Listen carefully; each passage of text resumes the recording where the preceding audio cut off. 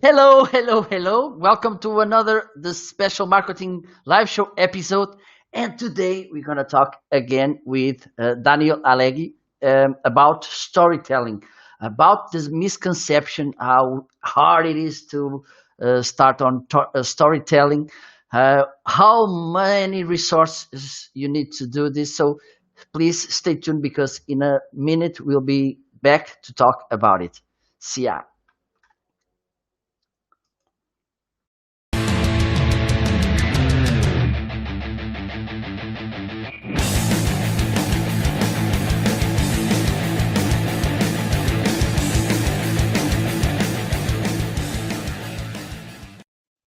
Hello, hello, hello. Welcome again to another The Special Marketing Live Show episode. And today we're going to talk about storytelling, about some misconceptions and some myths that people used to associate with storytelling. Daniel is here again. He's there on the basement with the cookie and the glass of water. So please, for those of you who are watching now, please let us know where are you located. Well, on which platform which you are watching us. If you are watching us now live or if you're watching the replay, let us know everything. And if you have any questions to Daniel, please tag him so he can come to answer you. Okay, so let's see if Daniel is there. Hello, hello, how are you? Hi, Marco. Hi, everybody. How are you, Daniel? I'm doing fine. I'm up here in Sweden where it's well into the fall now. Perfect, perfect. So first of all, thank you for being here. Thank you for coming to another talk about storytelling because we both think that it's important to talk about storytelling. It's in a so noisy world we are living by these days. I think storytelling is a nice way to stand above the others. So thank you so much, Daniel. I will ask for you to introduce yourself and then we can start the conversation if you don't mind. Right. So my name is Daniel Alegi and I run a small film and story company called CinemaHead that you find at cinemahead.com. And we make and share resources with companies and authors and makers and doers to engage in storytelling and film and online presence. So storytelling is really our bread and butter. Perfect, perfect. Thank you. So I think we can start by this first question. First things first. Which is the difference between story and storytelling? Because I think lots of people make this misconception about, they think that both are the same. And I think they're not, right? Well, put it this way: story is something that is complete. It's done. It's finished, right? It's a story, and you deliver it as it is. So you have a book, you have a movie, you have a presentation, and it's complete. It's done. It's a one-way communication from a maker to an audience. In some cases, we are started to get into interactive books and movies and coming in to make some changes in the scenario. But in general, story for me is a one-way talk that I deliver, or then a maker, a writer delivers. Whereas storytelling is more about how you engage in a story in an environment in which that story is a part of. So storytelling is more of a two-way relationship. It implies an answer and implies another question and implies a dialogue. It leads to a conversation. So storytelling is really a platform for human communication, whereas story is something with a, if it's fiction, with a character and a mission and problems and a solution, and drama sort of plays out in a way that is definitive, right? Once ET goes home, that's pretty much how the story ends. Once Jaws ends, that's the way it ends. But storytelling is really an open, revolving platform of communication, which is really reflected in our global marketplace today. Okay, perfect. So that's another good reason to put storytelling in the table when we are talking about companies, and not thinking, okay, it's not for me. We are a company. We should play serious. If the word play, it's good to say, because if we're talking about serious playing, I don't think it fits the. So it's a nice approach to get rid of this corporation language, which is a kind of boring. It's not engaging. It's gray, very gray, in my opinion. So storytelling could be a nice way to change things and to give a different mindset to companies. Yeah. Well, a lot has changed in the last 20 years. So that, once the internet channels opened, there's nobody who can make a statement, whether with a product, with a philosophy, without feedback online, without getting a response, right? Try and write something on a Wikipedia page and see how many seconds it takes if somebody writes the opposite back on that page, right? There is no space for one directional communication in the world anymore. So if you engage in any kind of communication, you have to be prepared also for the move after the audience responds to your first statement. So you have to be engaged in a dialogue, in a conversation. So storytelling has this quality where it's not just about crafting a story, making up a plot or some imaginary story that delivers a hero to a goal, across problems with rewards. That is standard. We all understand that. But to engage in storytelling means to go the distance, not to run a 100-meter dash, but to run a marathon. It means to run with a lot of other people. It means to have a long-term perspective where you're never trying to sneak around with some quick, fast statement, because it's going to come back to you. So storytelling really is a way to map the environment that includes companies, the larger market, the big picture, and also the detail, right? The human side, where you can frame the behavior of every customer and follow them. I don't know if we probably talked about this last time, about how Zappos, the shoe company, now part of Amazon, was so avant-garde when it opened up unlimited customer services, unlimited phone calls. So, customer service is the other side of the coin of corporate storytelling.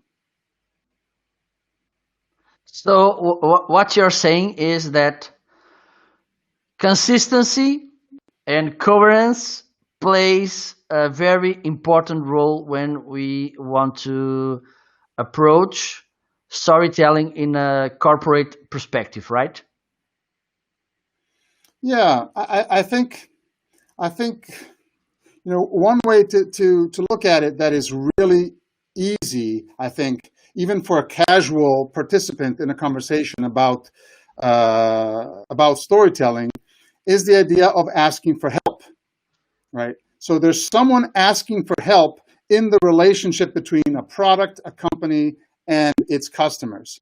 right? Someone's asking for help. Is it help in setting up a microphone for a stream? Is it help in fixing a refrigerator that has a glitch in its operations manual? Help with changing a pair of shoes that I bought online, right? So wherever you find help, you also find a human being trying to overcome the problem that they're experiencing. Right? So storytelling is really understanding what is happening in this relationship. Not only telling an interesting story, saying something funny, it really has nothing to do with entertainment per se, even though if you make a video presentation on Indiegogo, it's better than if you make a boring one. But storytelling is really not about having this extraordinary creativity as much as it is understanding that any relationship between customers and companies will be based from now on an ongoing dialogue. And that dialogue can be framed, can be designed, can be chosen with forms of storytelling. Oh, I see. Because again, and we can give this as an example. For instance, you built a nice story and you share with your audience, with your customers, with your prospective customers, and then what you do after that doesn't resound with the story you just told. I mean, for instance, you are saying that you like to embrace your customers, you like to give amazing customer service, and after that, it's not the real thing you do. So Yeah, it's well, important to keep the conversation rolling. yeah. Look at this, Marco. What I'm really saying is that there's two sides to storytelling. One side is the content, which is what you're actually talking about. And the other side is the structure, the big picture, which is why are you talking about this? Take this example, for example, from Elon Musk, right, who is a story unto himself. And, as it is with many American companies, you have these phenomenal characters at the helm, from Steve Jobs to Bezos to Gates, characters that are always source of good storytelling. So, for example, when the rocket launched to Mars included the Roadster, included Elon Musk's own car inside, this is a piece of phenomenal storytelling. It's not in itself technically advertising because you're not selling really the car, right? What you're selling is the fact that this trip to Mars is actually going to be normal. It's going to be like sending your car, to Africa if you're gonna be in the Dakar rally, right? There's just going to be a form of transport normal. So normalizes the idea of interspace travel with something which isn't in itself a piece of advertising, right? So this, for example, is I think a good example to answer your question because it is storytelling in the future. So this is storytelling that actually relates to a vision for the future. Whereas, for example, biography, talking about, Steve Jobs and the Woz in the garage, that is storytelling from the past. And many companies today, startups, for example, they tell the story of the moment. A day-by-day update on how the app is going, what work we did today, the prototypes, the crowdfunding campaign. So a sort of ongoing diary of the making of process, right? That is storytelling in the now. And then the example I gave you of the Roadster going to Mars is storytelling about the future, whereas the story of Marco Novo and how he came to be a streamer would be storytelling from the past. So you always have the time element in storytelling, which is dynamic. It's alive. A story written, a book, Alice in Wonderland, that's there. That's what it is. You can read it, You can put it away. But the storytelling that we do in the moment is experienced through time. So somebody might be listening to what is going on in a company, in a particular experience, and filter it through their own experience right now. So storytelling is closer to humans because it's more engaging than a story that you read once and then put away. I see. And this future storytelling made me think about one thing. I mean, should we, when we are thinking, framing, and planning our work to start our storytelling process, should we have in mind what we have now? I think we should, and we should plan ahead, or to think in a kind of 5 years perspective what we want, and then to plan and to build our storytelling in this, or it's enough to go with the flow. Well, there's definitely both components, as I said, of structure and improvisation, right? So you can improvise a little bit once you've set up a structure, and the structure of a project, of a company, of even a personal journey in some way. There's a lot of solo businesses out there, right? The process for me is fairly simply articulated in 5 steps, basic 5 steps, right? So I'm just going to list them real quick. The first step is what is. In other words, what is the situation from which we begin the business? We begin the adventure of setting up an online resource channel, creating a new kind of toilet seat for African children, or product that is useful to clean up the oceans. Okay, and then the second step is the ultimate question of any storyteller, and that is what if. What if? The premise, the question mark that opens to possibilities. What could happen if this happened? What would happen if we could make this product? What could happen if we could drive a roadster car on Mars? What would happen if, right? So that possibility that engages with the first part, the what is. You have reality, and then you have the possibility. That in itself is the story, the storytelling of companies who are looking for funding. What are we trying to do? We're trying to get some money to create this product because we believe that it is useful down the road. So what is and what if are the setup, the middle parts, right? And then, of course, the next part is the end. In other words, how does this project end? Does the project get made? Is the product successful? Is the adventure bringing us rewards, knowledge, understanding? In drama, it would be love or enlightenment or something, right? So you have these 2 setups at the beginning. What is, what if, and then you have an ending. And then you have 2 more steps in the middle. One is the why not. Why is this stuff not happening? It's not happening because there's a lot of obstacles. There's a lot of real life obstacles to anything anybody is trying to do from an idealistic point of view. I have an idea. I want to bring my car to Mars. Well, there's a lot of obstacles. There's a lot of things to work against. First is gravity. The earth will put you under the ground unless you stand up and try to fight. That's the job. The earth will put you 6 feet under the ground no matter what. So what you can do is try to stand up with your ideas and your projects and try to make them work. Right. So here I've gone through 4 of these 5 items, right? What is and what if at the beginning, and on the ending side, the end and the why not, the failure, what can drag you down and kill you and your product and bring you to bankruptcy, right? If you're investing in a high stakes project. And in the middle, you have the widest space, right? Which is the middle. The middle. It's the place where you try.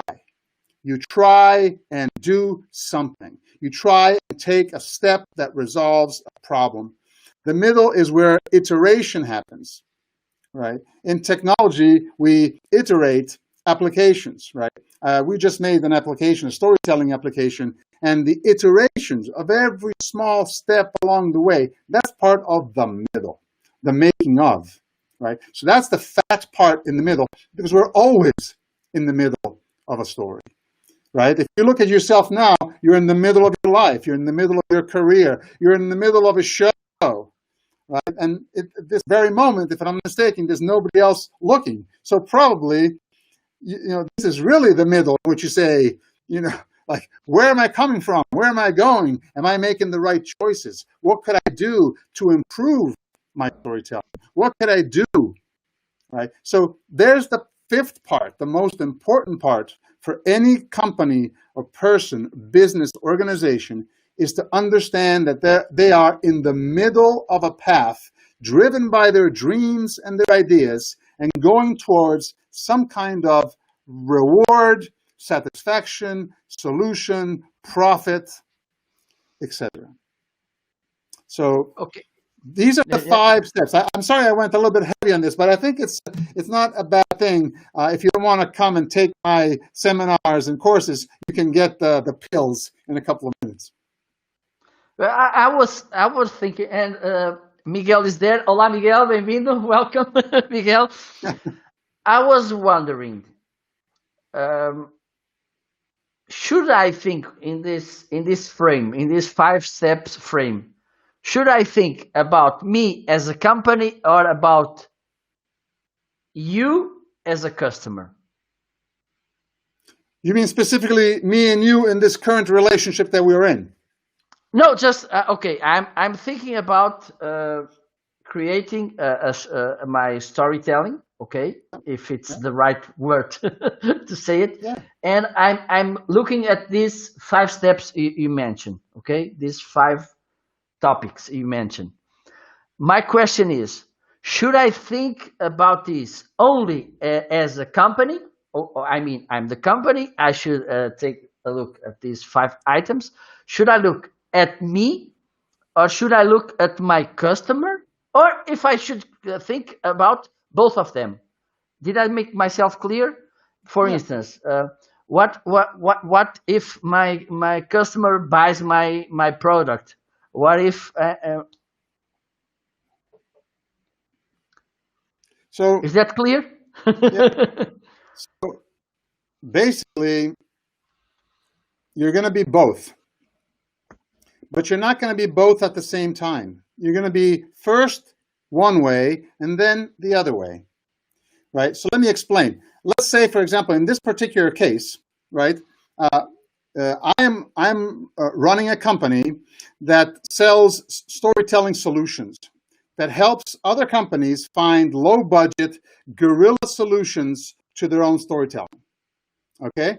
Now, in my story, if I take 30 seconds to tell you this, I grew up in Italy where I had a film company and an ad agency, and I specialized in getting media attention before the internet without paying for it, right? Creating events that would get covered by the news and become a form of advertising for the campaigns that I was supporting. Okay, so I really have a long-standing passion for low-budget guerrilla storytelling. What I mean is storytelling that does not cost any more than simply the knowledge that it requires, not to do something foolish. Because if you expose yourself in a way that is foolish, you will eventually pay for it. But you and I, in this particular moment, sharing this restream screen, we are like, I don't know if you've ever seen, for example, sidecar races.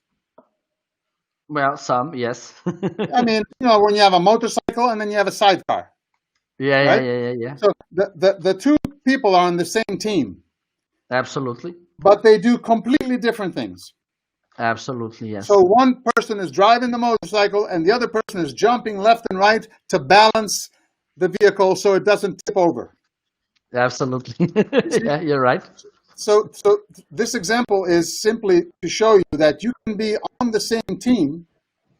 In English, you would say on the same boat which is another good example. You can be on a two-person sailboat, on a Hobie Cat, on a catamaran, and each person is doing something completely different. Somebody's driving the boat and the other one's working the sails, but you're on the same boat, right? So in this particular team, this particular moment, you are giving me the spot of the hero. In other words, the hero who goes through a story.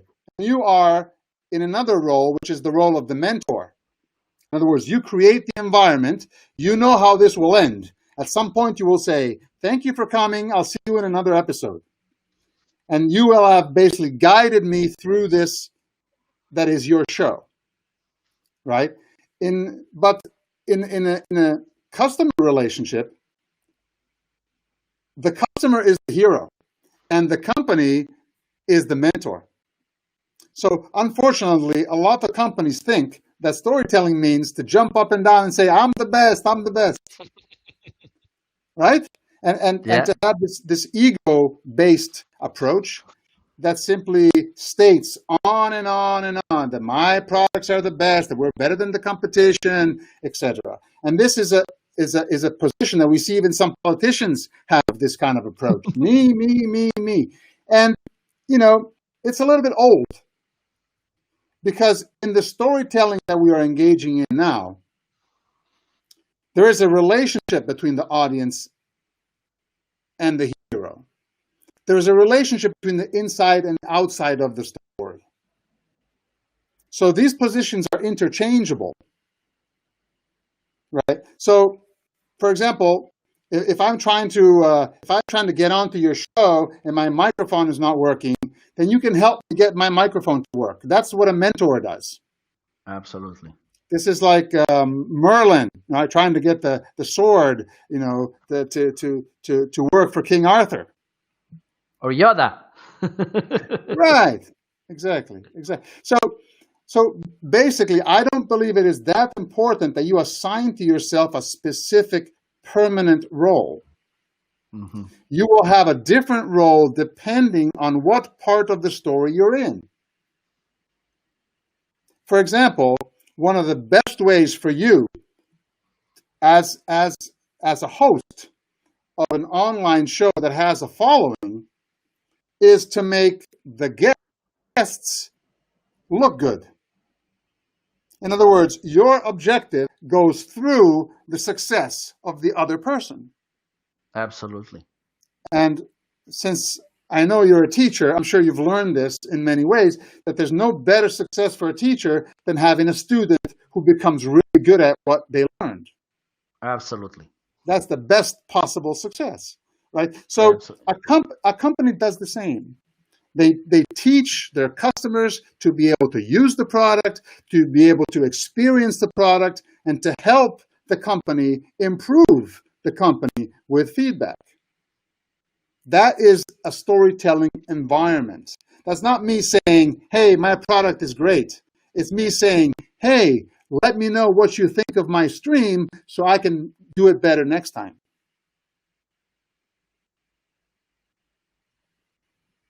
So that's why you like to say that storytelling it's a two-way process.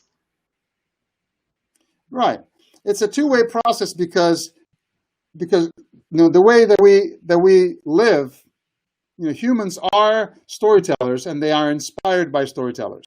So everybody is both a storyteller and, you know, part of an audience, right? It's both. And any human knows well that there's nothing that happens to us in business or in life that is one-dimensional. You can't have day after day after day after day after day. You're going to have some nights in between. You can't have it hot day after day after day. You're going to have it cold. Seasons. Everything alternates. And in story, we also have alternation. It's a give and take, right? So, you know, I don't want to sound too philosophical here, but but the point is that there's always an action-reaction.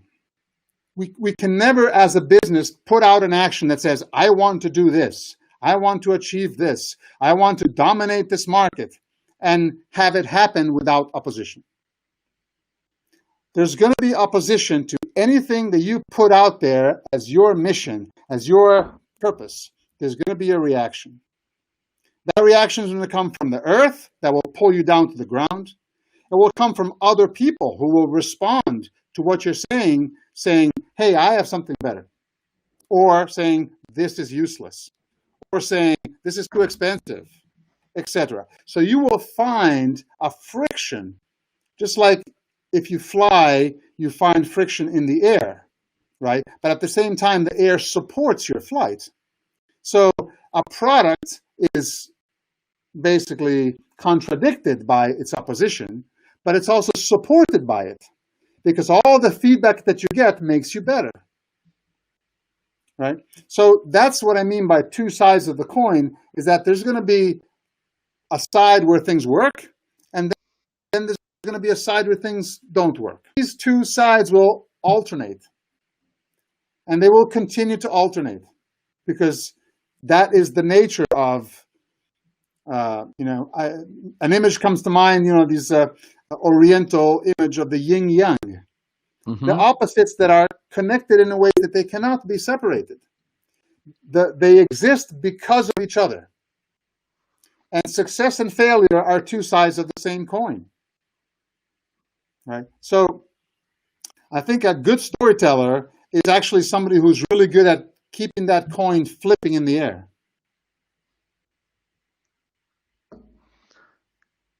And how about competitors? Because they are there also. Yeah. Should we take a look at their approaches, what they are making, or if they are making some storytelling? Should we include them in our storytelling? What do you think about it? Well, I don't think that imagining yourself alone in a market without competition is very realistic. Absolutely. But what could be realistic is to imagine yourself as aware enough, as expert enough, as to try to be different than others. So, there are basically two different approaches, I think, to storytelling in the market.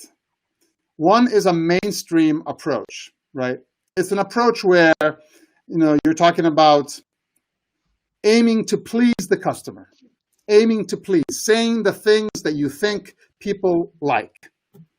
So you try to research what people like, and then you do what you believe people like, right? So this is the mainstream approach of storytelling, feeds on big data, big picture, a globalized understanding of markets, mega trends, right? Looking at big patterns and big data, big numbers, right? This is a kind of mainstream storytelling, which is, very popular. It drives all kinds of rhetoric, all kinds of ideas about, the planet. And then there's another kind of storytelling that I call different storytelling. Different storytelling is not about doing what you think the audiences like, but it's doing what you think they need. It's responding to their call for help, not to them saying, I like travel or I like cats, right? So you're actually going to another kind of denominator, not a general surface denominator, but trying to get underneath at the human level, to zoom in a little bit and actually have a kind of storytelling that is based on acknowledging that sometimes things are difficult.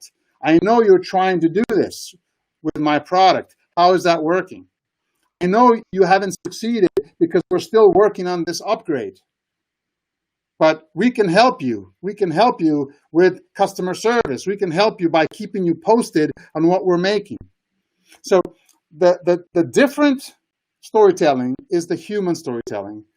The mainstream storytelling is the data storytelling. And these two approaches are different from each other, but at the same time, you have to be aware of them. If you're a big company, you're going to be looking at big data. If you're a small company, you're going to be well-suited, well-served to get to know your customers as closely as you can. A company that engages in person-to-person storytelling really has an advantage.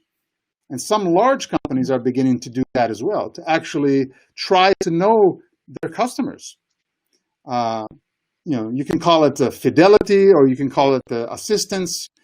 But really what it is that there is nothing better than a long-term relationship with a customer that loves what you do for them.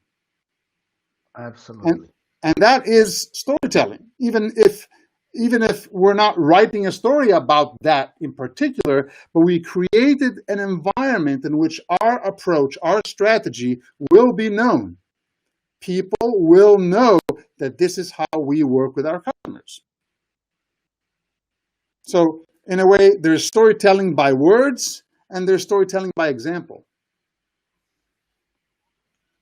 Nice. Nice. Well, we have this question from David. Hello, David. Nice to have you here. What's a good way to practice and get better at your storytelling? Okay. Well, I do organize every now and then, just to do a little plug. I do organize a number of small events and seminars and one-on-ones and coaching and training, if you're talking about my specific storytelling approach at CinemaHead, right? In other words, what I think is necessary for someone to get in on what I consider to be good storytelling is what I call story literacy. In other words, simply understanding how storytelling works. If you're patient enough, I have something coming out in December which serves that purpose. In other words, a piece of writing that answers that question. Let me give you a visual example. Okay, so I grew up in Italy, right? My parents moved from the States, but I grew up in Italy, and there's a little bar nearby the Colosseum, just a few steps away, where they sell old postcards. Okay, and one of these postcards, it's always been my favorite postcard, is the picture of a woman in line with two other women by a little table where there is a man with a coat writing a letter. So these are people who are illiterate who would pay a few coins to this man to write a letter for them so they could mail it. So this, to me, is a little bit like what I'm doing. I've always loved this image, and I've always loved the fact that Italy isn't so illiterate anymore. But the point is the same. If you want to make an ad, or you want to make an intro video or something, you probably go online and get some YouTube information about how to do it. What I am trying to do is to get as many small companies to quickly understand storytelling in the framework that I'm describing. That means not only technically, but also strategically and also content-wise, right? So story literacy for me is the first step. If you go to cinemahead.com and you go to the scheduling button, you could set up a 15-minute call with me, and it's free, and you can tell me what you're up to, and I'd be happy to direct you where I think your best first step is to go from my words to perhaps receiving my free ebook and other information about starting up your story, which I don't think requires great writing talent.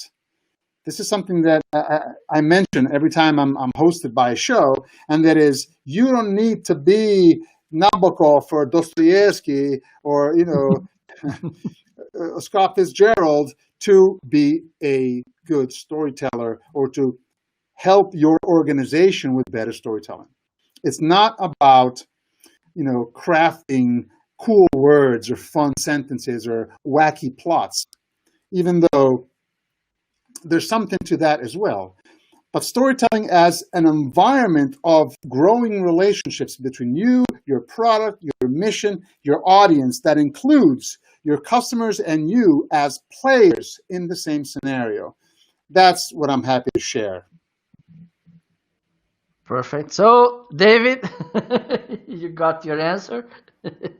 Reach out, Daniel, and you can talk after this. Well, after the show, please. Not now. And okay, you talk about something that I think it's one of the biggest problems because sometimes you don't have too many people, people working within your company inside, and you think, okay, I don't have time, I don't have knowledge, I don't have story to make storytelling in my company. What do you have to say about it?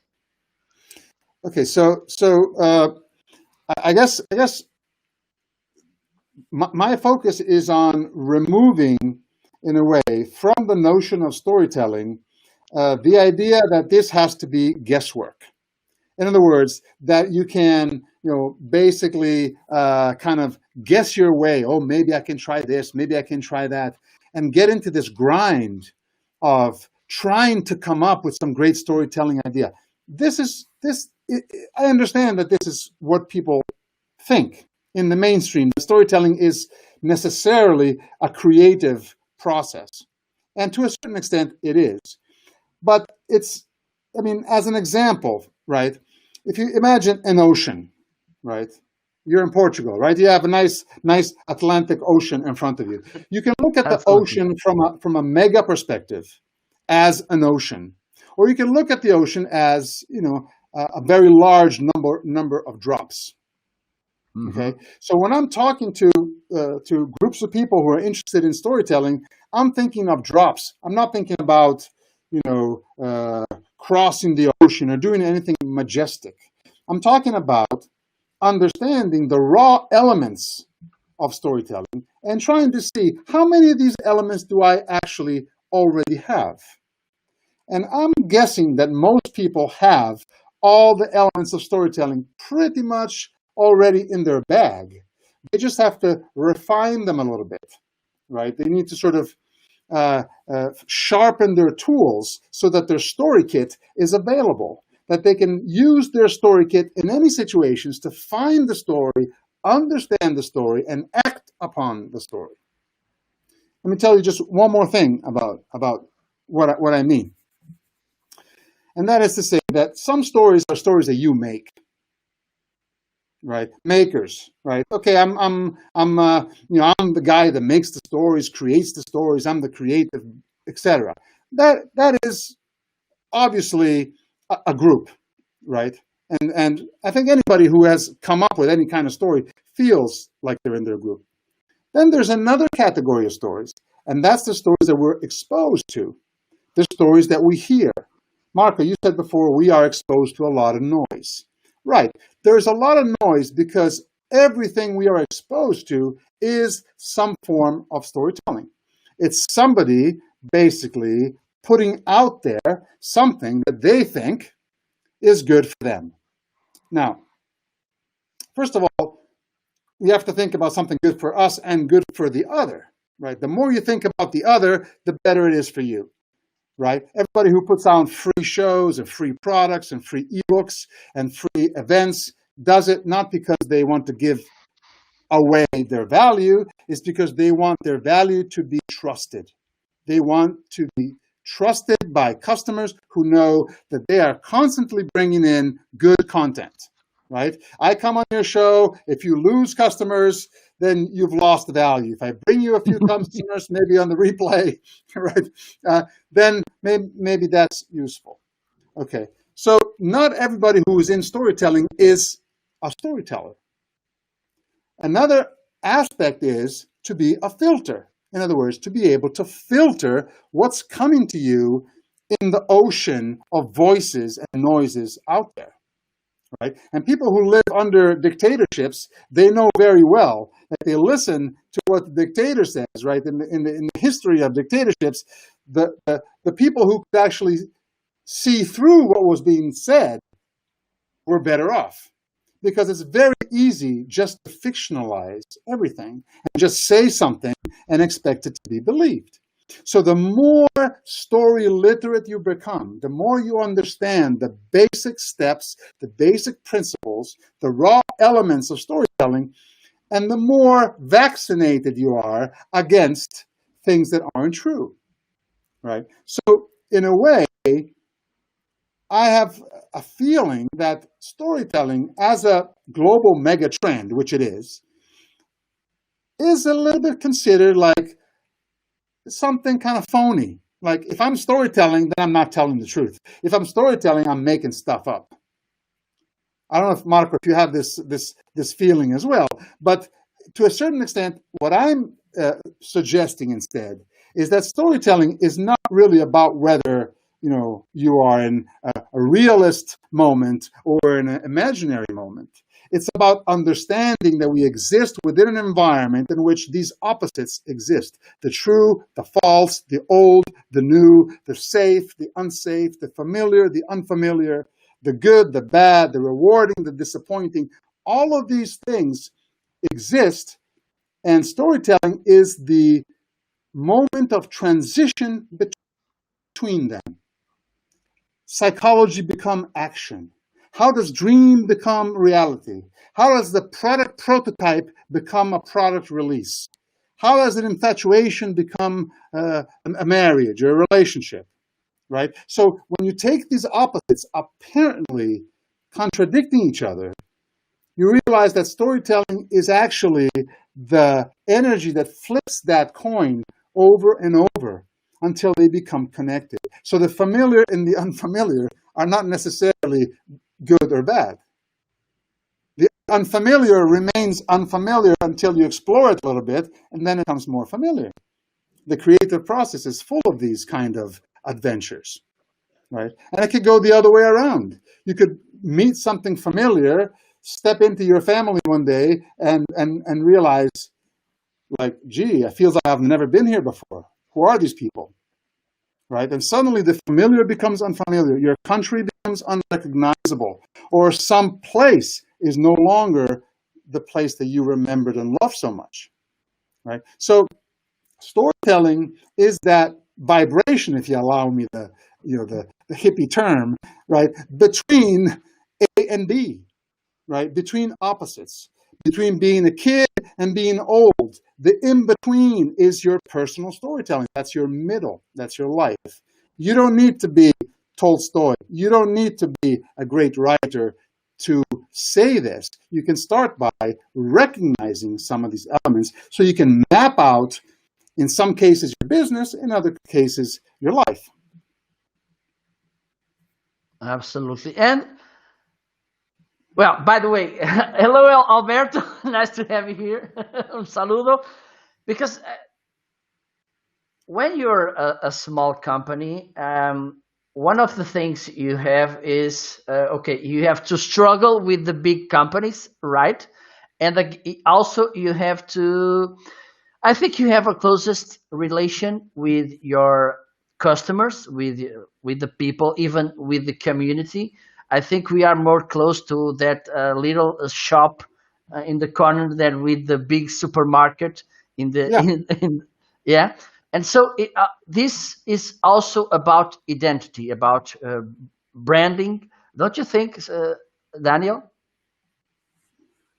Well, I mean, in the market, everything is about brand identity.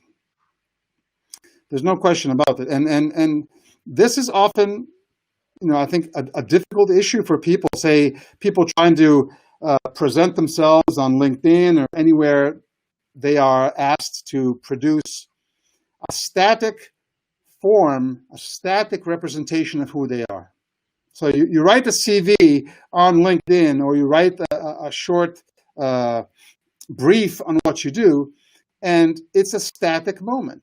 In other words, it's a photograph in time, in marble, where you just kind of etch in marble, your accomplishments and your skills and what you're good at. Whereas storytelling always has in it the element of time. You cannot freeze storytelling.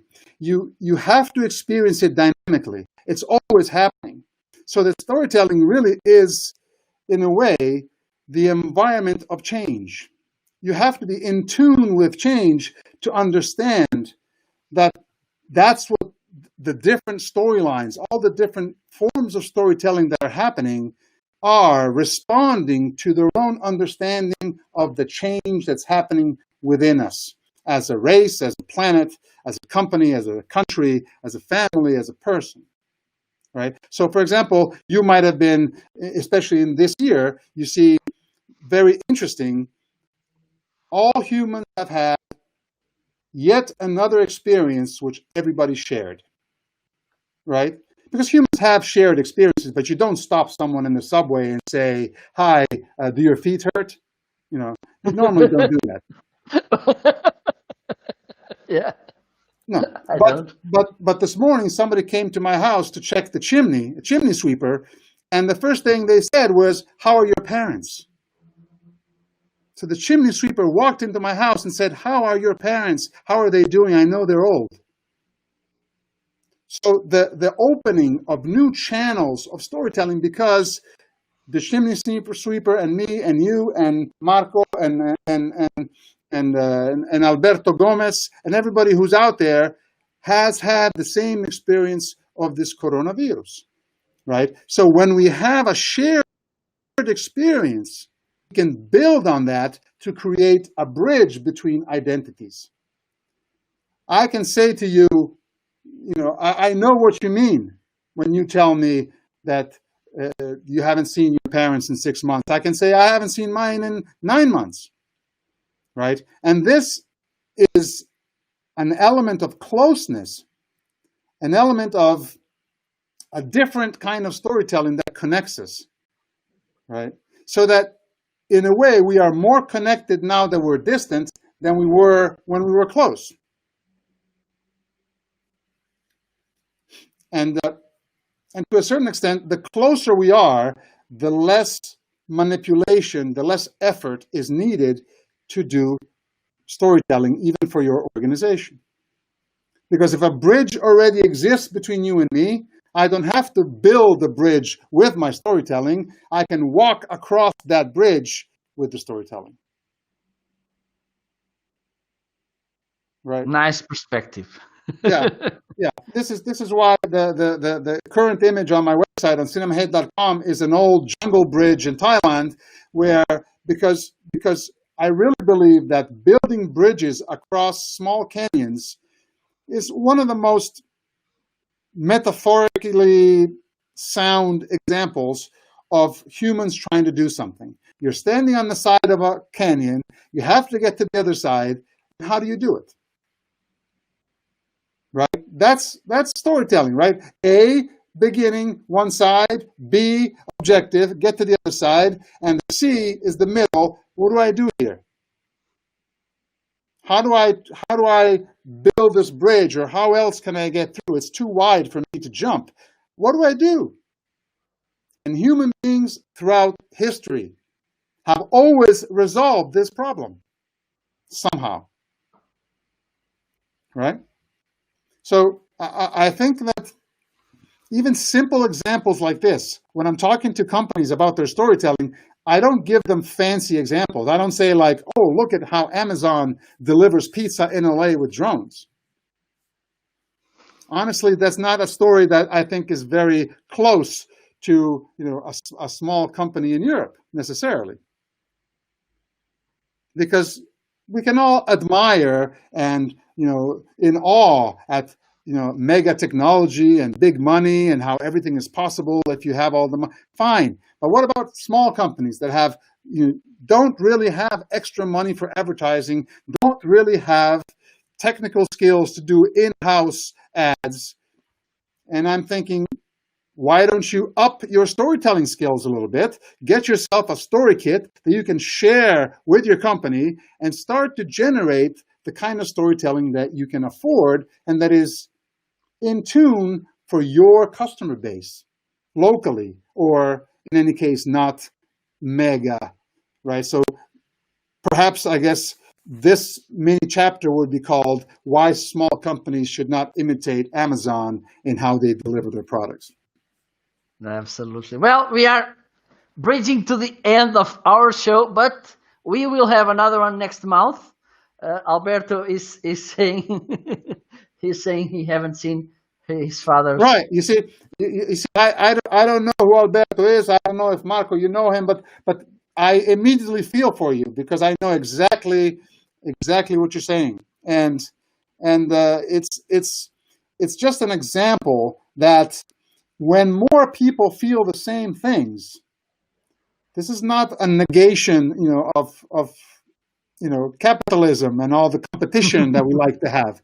It's not. It's simply acknowledging that we are all storytellers from the same place.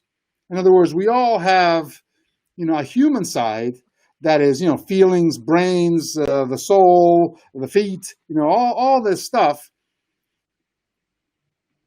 And to understand some easy images, some easy moments about how we live can help us approach our work, our small companies, and our customer service and our storytelling in ways that I find to be actually much more effective and cheaper than imitating, worldwide advertising campaigns. Not everybody is Beyonce. Not everybody can, wake up in the morning and decide, let's make a video album in 6 weeks and sell 1 billion copies. We cannot necessarily imitate at that level, but we can co-create at another level. Absolutely. So, Alberto, brands and stories need to be more empathic. Perfect. Less ads and spam, more stories for the people. Absolutely. Yeah. I mean, I think just in closing, I know you're at the end of the show, but I think Alberto has it right, and that is that basically the fact that we are still marketing with phishing and spam and phony advertising, it just, in a way, it just reflects a kind of troglodyte state that humans are still in. I mean, when we're still experiencing the sale and, as a kind of theft, like let's try to sneak a few bucks here and there by cheating and faking and everything. And, I think we're better than that. Absolutely. So, Daniel, what we'll talk about next month? Let's breeze. Let's send a teaser to those who are watching now. Well, I'll tell you what. I have a couple of options. I know we have only one session left here on your show, so let me ask Alberto what he would like to hear for the next show. Let's see if we can weave that into the title of the next show. Well, we can make some extra episodes, no problem at all. Oh, okay. Now, the next episode, the one that I have planned, if you're telling me that we have more, then I can reveal it. It's going to be called Unlock Your Story. Okay, perfect. And it's going to be about getting actually a little bit of input before the show from listeners a few days before, and picking one or two to actually work on a specific live storytelling development session. Okay, perfect. It's a little bit ambitious, but we're going to try it. Okay, let's do it. I can't wait. Yeah, because I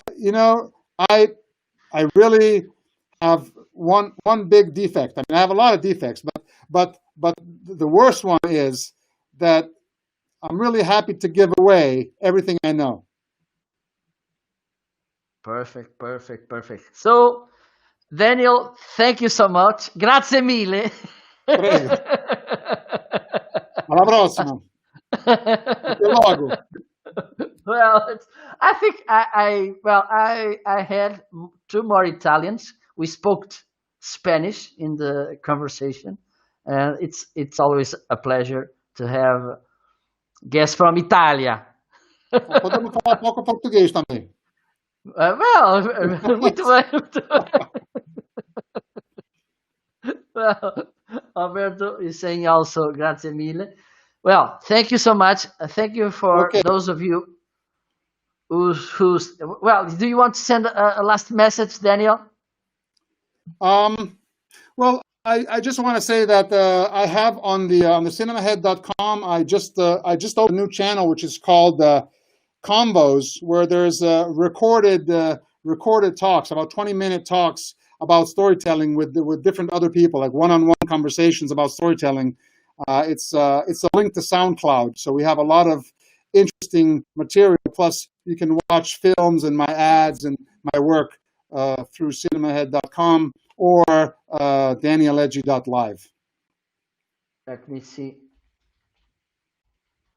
I can find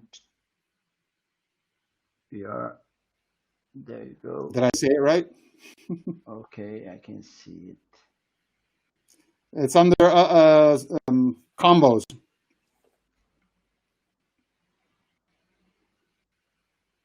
There you go. Okay, it's on SoundCloud. It redirects right to Yeah. SoundCloud. Yeah. Now you see my Italian environment on the SoundCloud page. Okay, I will put the link here. Yeah. And then I have a quick Linktree site, which is forwarded from danielegi.live, which has all my latest stuff. So it will have a link to the replay show a few minutes, and it has the latest on our app, Scriptonite, the storytelling app. So you can look around, and you can always book a 15-minute phone call with me from my schedule on the website. I'm happy to hear what you're doing and how I can help. Perfect, perfect. I will put it also in comments so you can find Daniel's convos.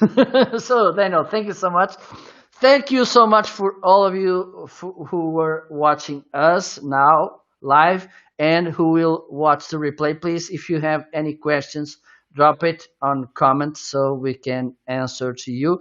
And in about 1 month, we will be back. Okay? So, bye bye for now. Take care and enjoy the rest of the week. Bye bye. Bye bye.